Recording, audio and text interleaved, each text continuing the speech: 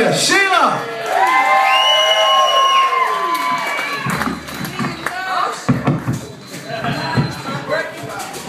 Good evening, everybody. I'm Sheila Naifeh.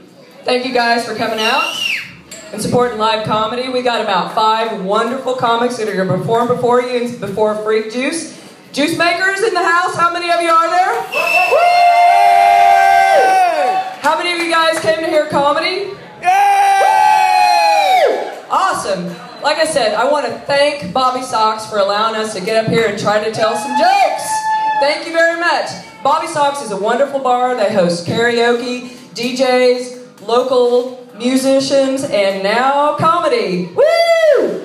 Plus, I want you guys to be kind to your bartenders and waitresses. They're working very hard for you guys, so tip them well, okay? Are you guys ready to laugh? Yeah! Oh, come on, Tulsa. You can do better than that. Are you ready to laugh? Woo! I'm really excited to be here. Let me tell you, usually I'm the only female comic that takes the stage. All the other comics are young guys, but, it's okay, because after the show, none of the girls want to fuck me either. Did anybody feel the earthquake last night? Who felt that? Did you really? How many of you guys felt that? That was a 4.8. Yeah! Hell, that thing woke me up at 2:15. I woke up, I was like real drowsy. I was like, shit, did I just wake up in bed with a juice maker? I was all excited, and then I kind of rubbed my eyes. I was like, shit, it's just the white guy again. But anyway, you guys ready for your first comic? He's been doing this about 6 months, same amount of time as me. It's kind of like we're partners. He's a lawyer by day, and he's a comic by night. He's also a gourmet eater. Give it up for C.R. Parsons. Yeah! How we doing tonight, Bobby Sox? Let's try that one more time. How are we doing tonight? That's much better. I found out recently that I am neither young nor hip anymore. Now, my kids would tell you I was never hip, but I realized I was not young when I went to Denver. And I went by where they were doing the Occupy Denver protest. You guys have seen the Occupy Tulsa thing, right? Yeah. Okay. Well, this was the same thing in Denver, only much bigger. And I realized I am becoming an old man, because 20 years ago I probably would have been out there with them. But I walked by and they were chanting, O-C-C-P-U-Y. What's that spell? Occupy. What the fuck does that even mean? I mean, they might as well have been chanting, what do we want? We're not sure. When do we want it? Whenever.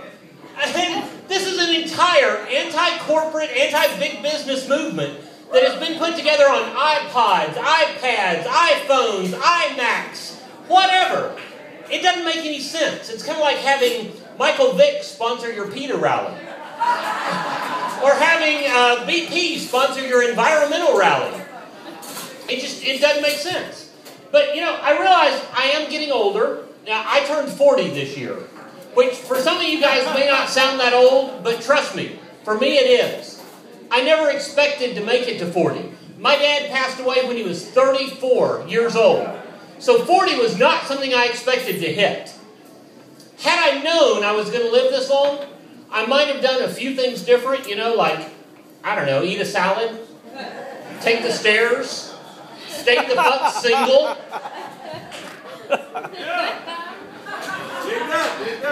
the thing about growing older is I realize I know I'm getting older because I'm now irritated by technology. I hate Twitter. I hate it with a freaking passion, because there are some things that are just cannot be said in that little bitty amount of space. It's kind of the same way with bumper stickers. I hate bumper stickers too. I pulled up behind a car the other night, bumper sticker said, "Try Jesus." All I could think was, tastes like chicken. Goes great with red wine. But the thing about getting older is, I like to read the newspaper still. Not Google headlines, not Yahoo News, but the actual print on your fingers newspaper. Who else reads the newspaper still? A few of you? Okay, I know you do. But I like to read the newspaper because you learn things that you don't learn by just reading the headlines. Perfect example, just recently I read that In Ohio, the highway had been shut down for 2 hours because they thought they had a bomb on the side of the road. A bomb. Turned out it was just frozen bull semen. Now that as a headline is funny enough. But you read on down in the article, you find out that this bull semen fell out of a Greyhound bus. But you had to get to the very last line of the article to read the funniest line ever written in a newspaper. And that was that the driver did not realize he had lost his load. I didn't realize they were letting bulls drive buses these days. But you know, I read another article. It was about Miss USA. She was from out in California somewhere. She referred to herself as a history geek. And she said anytime she saw a new history book that she had not seen before, she just had to buy it. I guess she just collected them like shoes. Read the entire article. Nowhere in there did it say that she read a single one of these books. Then I was reading also, I was reading the other day that Casey Anthony has been sued now for millions of dollars. You guys heard about the Casey Anthony case, right? Okay, she's now been sued for millions of dollars that Florida spent on her ass. And I was thinking, you know, she could probably endorse some products. You know, she's got a famous name. She could probably endorse, you know, Casey Anthony brand chloroform. Or Casey Anthony brand duct tape with the little hearts. Or my personal favorite, Casey Anthony brand corsages. It's just like a regular corsage, only without that little sprig of baby's breath. Yeah! Woo! I know, that's a horrible joke. Horrible.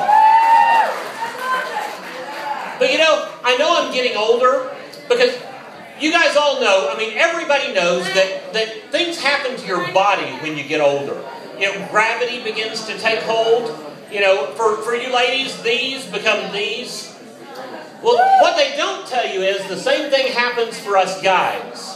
Only it happens a little further south. Yeah, nobody told me that one of these days I was going to have to ask the girl I was teabagging if she could deep throat. Now, Sheila blew my cover a little while ago. I am an attorney. And before you guys start hating on me for being an attorney, I have to tell you, I also hate attorneys. I think most of them are assholes. I have to say that 99% of us give the rest of them a bad name. But you know, the thing about being an attorney, I have had my share of those shitty jobs that you get before you find a career. I used to work tech support, telephone tech support for DirecTV.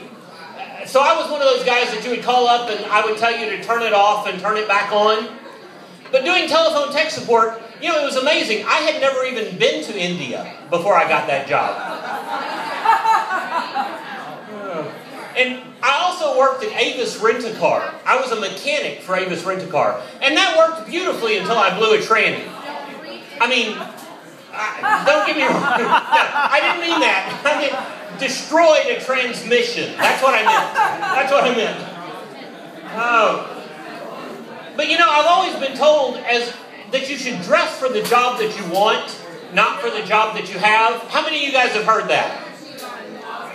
You guys have heard that? Well, you know, that works beautifully when you're working those shitty jobs. It doesn't work as well when you're an attorney because, you know, you always dress up as an attorney. But did you know that in Arkansas, they will kick you out of the courtroom if you are in a judge's robe and aren't the judge? Oh. How many Okies do we have here tonight? People from here in Oklahoma. Y'all are from a weird-ass state. That's all I can say. You guys, you're the only state that I know that you cannot buy a car on a Sunday, but you can buy a lap dance. You're the only state I know that has the 10 Commandments on the outside of the courthouse and a judge with a penis pump on the inside. You are the only state I know where you cannot buy wine at the grocery store, but you can buy meth at any high school. And I'm not going to say Oklahoma has a meth problem, but you are the only state that has so many people cooking meth that you have meth chefs. Now there's a show you'd like to see on the Food Network. Today on Meth Chef, we have guest chef Bubba. Okay, y'all, what you do is you take this here big old bag of Sudafed, and I always use Sudafed, never that Wall-U-Fed generic stuff. And you grind it up. I like to use the coffee grinder. Doesn't do shit for the meth, but it does wonders for the coffee. You add a splash of Drano, shake it up, and next thing you know, bam, you got meth. Actually, if you shake it long enough, you get to bam, you probably shook it a little too long. And that whole shake and bake method of making meth, I'm convinced that that was not intentional. That somebody just put all the ingredients together one time and handed it to a tweaker and said, "Here, hold this still."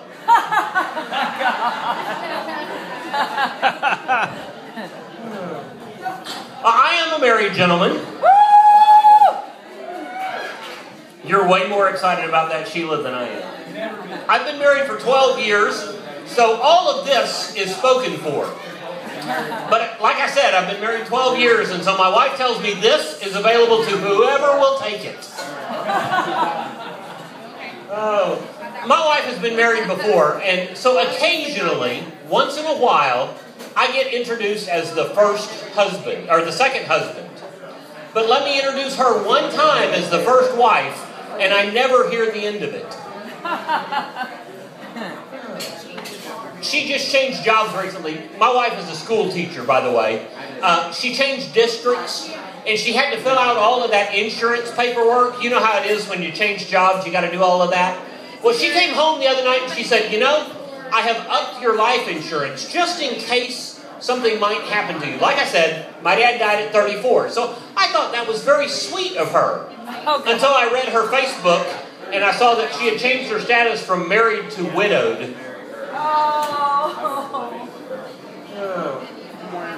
But my wife, I love her to death, but she is a shoe horse. She has a closet full of shoes. Not a closet with shoes in it, but a closet top to bottom, front to back, side to side, nothing but shoes. And I will never understand why ladies pay hundreds and hundreds of dollars for these designer name brand shoes.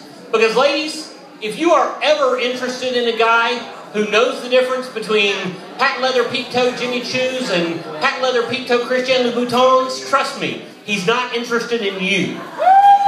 He's interested in the shoes. Or maybe your brother. But my wife grew up in a very sheltered household. She grew up in Jinx, which you guys know Jinx. You're from Oklahoma. Very sheltered household. Our boys played sports. And they played for Jinx, and they named the teams after colors. You had the red team, the blue team, the black team. Well, our boys played for the white team. My wife, the sheltered soul that she is, thought it would be a good idea to put on their t-shirts, "White Power." Like, let's go ahead and call them the Mighty Whiteys. Or maybe get them sponsored by Kevin's Krispy Kreme. But I have to say, my wife is not racist. She's clueless, but not racist. But I believe in stereotypes. I think stereotypes exist for a reason. And every time I say that, somebody says, "Well, I know so-and-so who doesn't fit that stereotype." Well, of course you do. If you didn't, it wouldn't be called a stereotype. It would be called a fact. I'm sure somewhere there is an Asian woman who can drive and did not graduate in the top of her class. I'm sure somewhere there is a black man who can swim and understands hockey. I'm sure somewhere there is a Jew who pays retail. I'm sure somewhere there is a Mexican who lives by himself and never carpools. And last but not least, I'm sure somewhere in Arkansas there is somebody with a full set of teeth who doesn't think the tornado sounded like a goddamn train. That's my time. I'm C.R. Parsons. Thank you, folks. C.R.